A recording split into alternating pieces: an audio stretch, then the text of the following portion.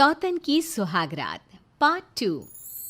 धूमधाम से शादी करने के बाद समर्थ और देविका घर आते हैं।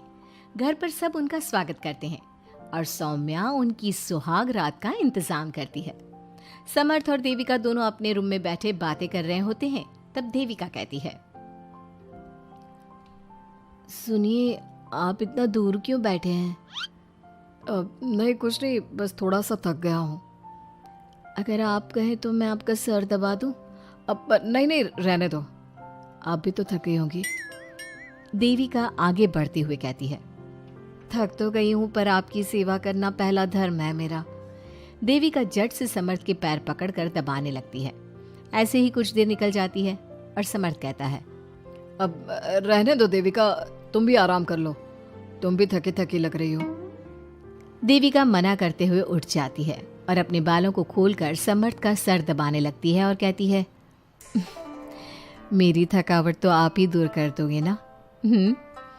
इतना कहकर देविका अपने खुले बालों को समर्थ के ऊपर डालती है।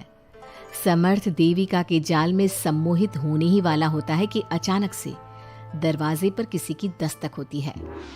समर्थ आवाज लगाते हुए कहता है, कौन?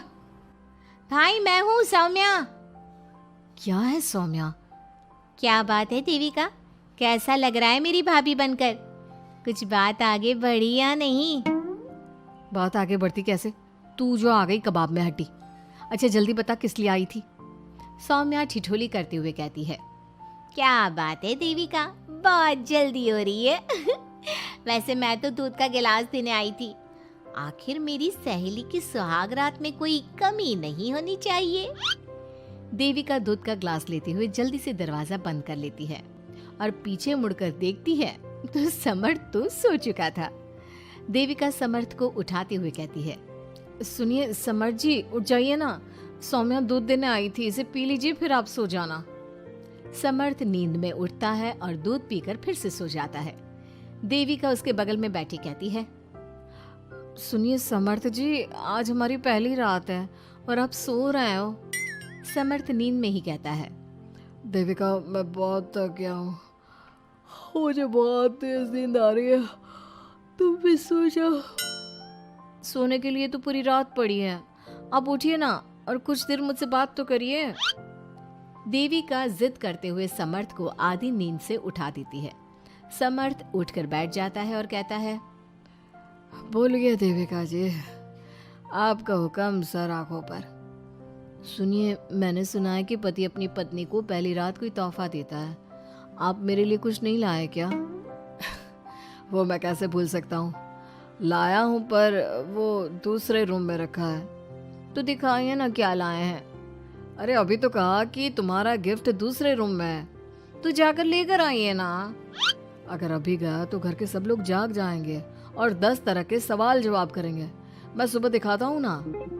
समर्थ इतना कहकर लेट जाता है और लेटे लेटे देविका से कहता है, अच्छा सुनो देविका, मुझे बहुत नींद आ रही है, मैं सो रहा हूँ, तुम भी सो जाओ। देविका समर्थ की बात सुनकर कहती है, आपको तो हमारी पहली रात की कुछ पड़ी ही नहीं है। इतना कहकर देविका भी उसके करीब आकर लेट जाती है और सो जाती है। अगली सुबह अधीरा समर्थ के रूम में सफाई करने आती है और देविका को उसके करीब लेटा देख रोने लगती है। रोने की सिसकी सुनकर समर्थ की आंख खुल जाती है। वो उठकर देखता है कि अधीरा उसके कमरे में रो रही है। उसे देखते ही समर्थ बहुत गुस्से में आ जाता है और अधीरा से कहता है, अधीरा, तुम सुबह सुबह क्यों रो रही हो? तुम्हें यहाँ नहीं आना चाहिए था, जाओ यहाँ से। समर्थ अधीरा का हाथ पकड़कर रूम के बाहर कर देता है और कहता है, अब बिना दरवाजा नॉक किए अंदर मत आना। इतने में देविका भी आ जाती है और समर्थ को भड़काते हुए कहती है, हाँ समर्थ जी, ये रो रो कर हमारे घर में अपशगुन कर रही है और अब ये देखो कैसे मगरमच्छ के आंसू दिखा रही है। इतना कहकर देविका अधीरा का हाथ पकड़कर घसीटती है और कहती है, अब क्या रोती रहेगी या कुछ काम भी करेगी? मुफ्त में रोटियां तोड़ने को नहीं मिलेगी यहाँ पर, चल उठ यहाँ से और कुछ काम कर।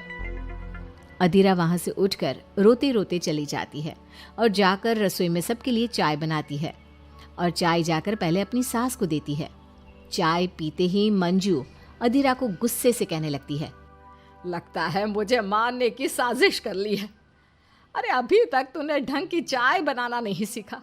इतनी मीठी चाय बनाई है कि कहीं मैं शुगर की बीमारी से मर ही ना जाऊं। अरे जा जाकर तू मर कहीं। अधीरा मंजू की बात सुनकर दुखी होती है। इतने में सौम्या वहां आ जाती है और कहती है, ये लो, महारानी अभी यहीं बैठी है और मैं पूरे घर में देख आई। अरे ओ महारानी, यहाँ बैठकर किसका मातम मना रही हो? उठ यहाँ से और जाकर हमारे कपड़े धो, बहुत कपड़े पड़े हैं धोने को। अधीरा वहां से कपड़े धोने चली जाती है और बैठे बैठे खुद को कोसने लगती है। हे भगवान, मुझे उठा ले तो अच्छा है, मैं थक गई हूँ इस जिंदगी से। ऐसे ही कुछ दिन निकल जाते हैं। अब समर्थ भी अपने काम पर जाना शुरू कर देता है। एक शाम अधीरा घर के सारे काम करके अपने रूम में आराम कर रही थी और मंजू अधीरा को आवाज लगाते हुए कहती है, अरे ओ कलमुही, अगर आराम हो गया हो तो आकर मेरे पैर दबा दे। देविका उस समय वहीं से गुजर रही थी और समर्थ का घर आने का टाइम देखकर देविका मंजू से कहती है, माँ जी सुनिए, आप कहें तो मैं दबा दूं आपके पाँव। पता नहीं अधीरा कहाँ है। देविका मंजू के पांव दबाने बैठ जाती है और कुछ ही टाइम बाद समर्थ भी वहां आ जाता है और देविका को माँ के पांव दबाते देख बहुत खुश होता है। वो सीधे अपने कमरे में चला जाता है। समर्थ को देख मंजू देविका से कहती है, अच्छा सुन, जा जाकर खाना लगा दे, और समर्थ थक कर आया है ऑफिस से, जाकर उसे पानी को पूछ ले। देविका उठकर समर्थ के लिए खाना लगा देती है और रात में समर्थ और देविका सोने की तैयारी करते हैं। समर्थ कहता है, अच्छा देविका सुनो ना, मेरे पास आकर बैठो जरा। अरे पापा, मैं बहुत थक गई हूँ, मुझे नींद आ रही है। अरे आओ तो सही, आज तो मैं माँ के पाँव दबाते देखकर बहुत अच्छा लगा। अच्छा क्यों नहीं लगेगा भला?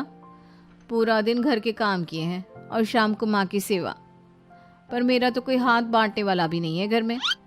क्यों? अधीरा और घर के बाकी लोग कहाँ जाते हैं? अधीरा की तो बात ही मत करो, वो महारानी तो बस मटर गश्ती करती रहती है और घर का सारा काम ना मुझे ही करना पड़ता है। मेरी तो किसी को पड़ी ही नहीं है, मैं तो सिर्फ एक नौकरानी हूँ इस घर में। अरे नहीं नहीं, ऐसा मत बोलो। क्यों ना बोलूँ? आपने मुझे वादा किया था ना कि आप मुझे रविवार को फिल्म दिखाने ले जाओगे और कपड़े भी दिलवाओगे, पर आपने तो एक भी वादा पूरा नहीं किया। अच्छा बाबा, कल रविवार है, कल ही चलते हैं और तुम्हारी सारी शिकायत दूर कर देते हैं। खुश? दोनों सो जाते हैं और अगली सुबह समर्थ और देविका बाहर घूमने चले जाते हैं।